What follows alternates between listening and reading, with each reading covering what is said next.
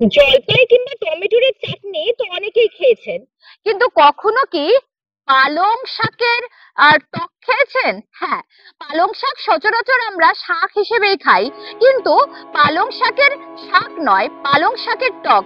আর আজকে সেই টক পালং এখানে জমিতেই চলে এসেছে, যেখানে দেখতে পাচ্ছেন পুরোটাই কিন্তু এই যে পালং, এটা কিন্তু মিষ্টি পালং নয়, এটা কিন্তু টক পালং। আর এটা কিন্তু কালিয়াগঞ্জের শের গ্রামে চাষ করে চলছেন কিছু মহিলারা এই টক পালংটা। তো দেখতেই পাচ্ছেন খুব সুন্দর, পুরো মানে এতই সুন্দর মানে এই গাছগুলো যে বলার মতো না, পুরোটাই একটা লাল আভাযুক্ত, অসাধারণ লাগছে দেখতে। আর দেখতে যেমন অসাধারণ, তেমনি এটা খেতেও কিন্তু ভীষণ টেস্টি এবং সুস্বাদু।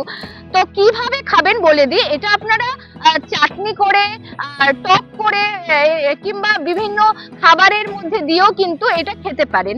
আর এটা খাওয়ার পাশাপাশি এটা কিন্তু স্বাস্থ্যগুণও প্রচুর প্রচুর স্বাস্থ্যগুণ কিন্তু রয়েছে এই টক পালং এর। কালিয়াগঞ্জের শের গ্রামে দীপিকা দেব শর্মা আর নালো দেব শর্মা, ইনারা দুইজন কিন্তু এই টক পালং চাষ করে চলছেন বহুদিন ধরে। তো এই টক পালং কিভাবে খায় আর কোন সময়টা এটা চাষ করে সেটা আমি শুনে নিব দীপিকা দির কাছে। আচ্ছা দিদি নমস্কার, তো এই টক পালংটা কিভাবে রান্না করে একটু বলুন তো আমাদের দর্শকদের। কড়াইয়ের মধ্যে দিতে হয়, কড়াইয়ের মধ্যে দিয়ে ও না আগে তেল গরম করে তারপরে হচ্ছে হ্যাঁ পাঁচফোড়ন মশলা দিতে হবে, দিয়ে তারপরে শাকটা দিয়ে তারপরে ছেড়ে দিতে হবে কড়াইয়ের মধ্যে, দিয়ে তারপরে নুন হলুদ লবণ হলুদ আর চিনি গুড় দিতে হবে, দিয়ে একটু খালি জল দিতে হবে আর একটু হচ্ছে ইয়ে দিতে হবে, ঢাকা দিয়ে দিতে হবে। আচ্ছা তাহলেই হয়ে যাবে টক পালং। আচ্ছা এই টক পালংটা খেতে কেমন দিদি? দিদি খাইতে খুবই ভালো, খেতে খুব ভালো। আপনারা রোজ খান? আমরা তো এবারে খাইয়ে নাই, আমাদের সর্দি কাশি, আমার ছেলে খাইতে চায়। সর্দি কাশি হলে কি টক পালং খায় না? খুব হইলে খাওয়া যায়নি, হালকা হইলে তাইলে খাওয়া যায়। আচ্ছা আজকে এই বোমাকে বললাম যে টক পালন করবা। আচ্ছা কিভাবে এটা চাষ করে, কিভাবে টক পালংটা?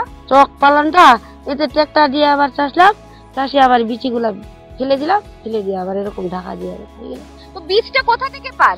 এগুলা ধনকল হাটে পাই, আর এটা আমরা বাড়িতে রাখছিলাম। ধনকল হাট থেকে নিয়ে আসেন? কিরকম দাম দিয়ে বীজ? এইলার কিলো 800 টাকা কিলো। 800 টাকা কিলো। আচ্ছা আচ্ছা, আমরা পালং শাক খেয়েছি, তো ওই পালং শাক আর এই টক পালং দুটো কি আলাদা? পালং শাক যেটা খাই হ্যাঁ আলাদা। আচ্ছা কিভাবে আলাদা এটা? এটা এটা টক করবে, ওটা টক না। আচ্ছা তার মানে এটা মিষ্টি পালং আর এটা টক পালং, তাই তো? আচ্ছা তার মানে শুনতে পারলেন, আমরা যে শাকটা খাই সেটা কিন্তু মিষ্টি শাক, মিষ্টি পালং শাক, আর এটা কিন্তু টক খাওয়ার পালং শাক। তো এই পালং শাকটা দিয়ে আপনি টক খেতে পারেন। তো টমেটো কিংবা জলপাইয়ের চাটনি তো অনেক খেয়েছেন, তো এবার না হয় টক পালং শাক খেয়ে দেখুন, পালং শাকের টক খেয়ে দেখুন, যেটা খেতে কিন্তু ভীষণই টেস্টি, তাই তো? জলপাই আর টমেটোর থেকে এখন তো জলপাইয়ের খালি আচার ভীষণ টেস্টি, ভীষণ টেস্টি। এই যে দিদিরা বলছেন জলপাই কিংবা টমেটোর থেকেও ভীষণ টেস্টি কিন্তু এই টক পালং এর চাটনি।